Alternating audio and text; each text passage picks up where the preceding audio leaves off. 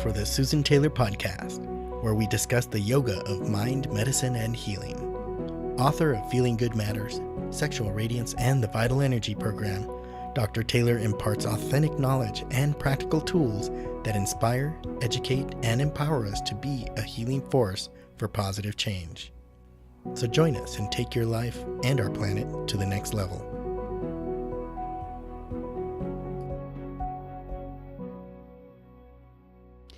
Hello and welcome to episode 27. It's a matter of connection. Know your neurotransmitters. Today I'd like to discuss what keeps our brain connected and some of the nutrients that support those networks. With the current landscape of instant results, our resilience and our ability to focus is compromised. We have symptoms such as difficulty focusing, retaining information. We experience emotional ups and downs, difficulty remaining calm, consciously aware, living in the moment, as well as being calm, and even anxiety. And this all can be attributed into what I call the spin. In other words, spinning out of balance. This can be attributed to an imbalance in our brain chemistry. So today I'm going to talk about that with neurotransmitters. There are certainly pharmaceutical remedies to mask the symptoms that we experience, and in some cases, they may be useful, but no one would argue that pharmaceutical medications are often quick and short-term. It's a short-term fix. It's not a permanent solution. They do not balance the brain chemistry and are not a long-term solution. We know that the average human brain houses over 100 billion nerve cells, or called neurons, and with each connection, there's about 10,000 or so cells, which, if we do the math, they equal approximately 1,000 trillion connections in the brain. I actually did the math. This means you have, even on a slow day, roughly 10,000 times more connections in your brain than there are stars in the Milky Way. These networks form our electrical circuitry, and you've heard me talk about this before, but they're also responsible for our living, thinking, feeling, and even operating moment to moment. The nerve cells need to have a communicator to talk to each other, and the communicators are the chemicals called neurotransmitters and are used to operate a communication network. I mentioned that, I believe, in when we talked about Feeling Good Matters in the book, where I talked about it's a matter of connection, and that's where I'm taking this podcast from. So what are our neurotransmitters? Well, they're the chemical messengers that coordinate the transmission of signals from one nerve or nerve cell or neuron to the next. And they're all important brain chemicals. They are very, very important because they interact with target sites called receptors, and they're located throughout the brain and body. And they regulate a wide variety of our processes, including our moods, our memory, cognitive ability, attention, even concentration and alertness. How about this? Even energy and appetite and our food cravings, our emotions, fear. I mean, the list goes on because these neurotransmitters are our communication network. Stress, poor diet, neurotoxins, genetic predispositions, and certain pharmaceutical medications can actually cause these levels to be disrupted and fall out of their optimal range. And that's where it comes in, where they try to cure depression or anxiety, bringing things up to optimal range with pharmaceuticals. And the science is there, but it doesn't always work that easily.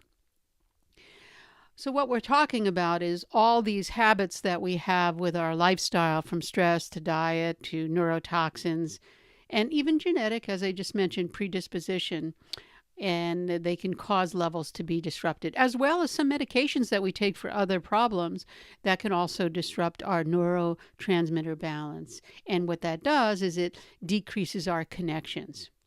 In the previous podcast, or one of the previous podcasts, I spoke about food for focus, and I talked about some of the symptoms that we may experience when we're out of balance. And I spoke about brain fog. We have ADD, ADHD, impaired memory, fatigue, insomnia. I even spoke about some pain and obesity, mood disorders, hormonal imbalances even.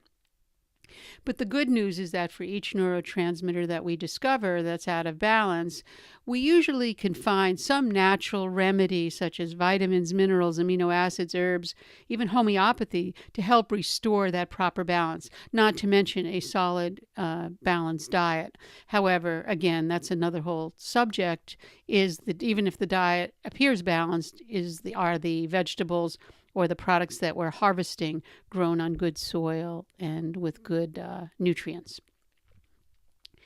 If you're having issues, the best thing to do is get yourself checked, of course, by a medical practitioner. I prefer the functional medicine physicians because they're trained in other aspects other than just standard pathology. And usually these functional medicine physicians, they're aware of diet and nutrition issues, and they treat the whole person as an individual and an individual biochemistry. Let's now turn to the science, our neurotransmitters, because that's what I would like this podcast to focus on. There are two types of neurotransmitters: inhibitory, which function to calm down our well-being and create well-being, actually, and excitatory, and they function to drive our motivation. They drive us forward. They bring us forward. If we look at the ones that are inhibitory, which means they calm and slow down the body, we have serotonin. We've all heard of serotonin. It's an inhibitory neurotransmitter, which means it does not stimulate the brain. Although in the brain although it's found in the brain, most of it actually is in the gut, and that's when we talk about the gut microbiome. However, the serotonin in our gut can't cross the blood-brain barrier, so we don't have access to it from the gut, although within the gut it operates on its own, really helping out the whole organism. But there's also serotonin that occurs and is manufactured in the brain. And adequate amounts of serotonin are necessary for stable mood and to balance any excessive excitatory, any neurotransmitters that excite us. And inadequate levels have been linked to depression. So that's where the whole serotonin neurotransmitter comes in here when we're talking about the mind. But there are other functions associated with serotonin. They include regulation of our sleep cycle, pain control, even digestive function, as I mentioned, and regulation of the immune system. The next inhibitory neurotransmitter, or as I said, the calming neurotransmitter, is GABA, gamma-aminobutyric acid. And that's often referred to as nature's Valium-like substance. GABA blocks impulses between nerve cells in the brain, and the brain uses GABA to balance stimulating overfiring of excitatory neurotransmitters. So whenever we're overdoing it with our excitement, with our neurotransmitters, GABA comes in and calms things down. Low levels of GABA have been linked to anxiety and mood disorders, and high levels have been equated to impaired thinking and feeling, and inability to focus, and even pain amplification. So they're the two that I wanted to talk about with inhibitory neurotransmitters, the serotonin and the GABA. Now, or GABA, however you want to pronounce it, now we move to excitatory neurotransmitters. And then we have a list of them, and I'll go over one by one. I'll just tell you what they are up front: neuroepinephrine, epinephrine, dopamine, glutamate, as well as histamine, and PEA. And we'll talk about them, each one individually. So we have first the norepinephrine I want to talk about first. It's also called noradrenaline, meaning the Latin meaning is at or along the kidneys, which is where your adrenal glands are, right? So right around the kidneys. And it's responsible for mobilizing the brain and body into action. Norepinephrine release is lowest during sleep, and it rises during wakefulness. That makes sense, right? We're more stimulated when we're awake. And it reaches much higher levels during situations of stress or danger in the so-called, what we call fight or flight response.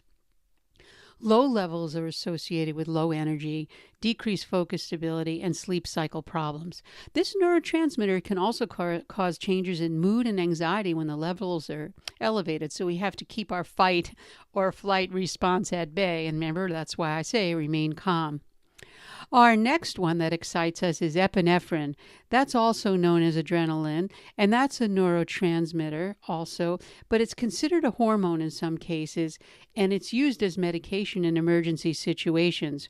Where someone has an allergic reaction to a bee sting, for example, or a food, they're given epinephrine to help dilate and open up the respiratory venues where the oxygenation can happen for the body.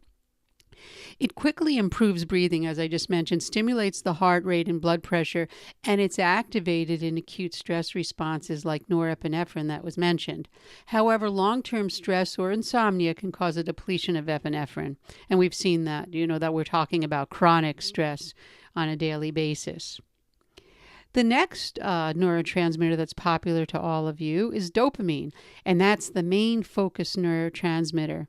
When dopamine is either elevated or low focus, issues may arise, such as daydreaming or not being able to stay on task. Dopamine is also responsible for our drive and motivation. Stimulants cause dopamine to be pushed into the synapse. That's that place between the two nerve cells, so that focus can be improved. Hence, that's why people gravitate towards stimulants, and one such one is coffee. It increases our alertness.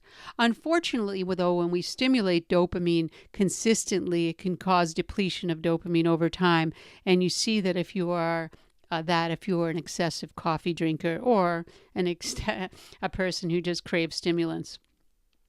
Then we have glutamate. Glutamate is a key chemical for ourselves, and it's the principal excitatory neurotransmitter, and some say most important in establishing normal brain function. In fact, it's the most abundant amino acid in the diet. It's required for learning and memory. Low levels can lead to tiredness and poor brain activities, and high levels of glutamate can cause death to the neurons, our nerve cells in the brain. Dysfunction in glutamate metabolism, and we're talking about metabolic regulation here, even if it's in the brain. So our metabolic levels, when they're dysfunctional, it's involved in many neurodegenerative diseases such as Alzheimer's disease, Parkinson's, Huntington's, and even Tourette's. Tourette's is due to that dysfunction in glutamate metabolism. High levels also contribute to depression, OCD, obsessive compulsive disorder, and autism. And then we have histamine. Histamine's most commonly known for its role in allergic reactions, but it's also involved in neurotransmission and can affect your emotions and behavior as well. In fact, histamine helps control the sleep-wake cycle and promotes the release of epinephrine and norepinephrine. High histamine levels have been linked to obsessive compulsive tendencies, depression, and headaches. Low histamine levels can contribute to paranoia, low libido, fatigue, and medication sensitivities. So histamine is something to be considered when we have some issues with our moods or our brain function in what I just mentioned, headaches or other tendencies.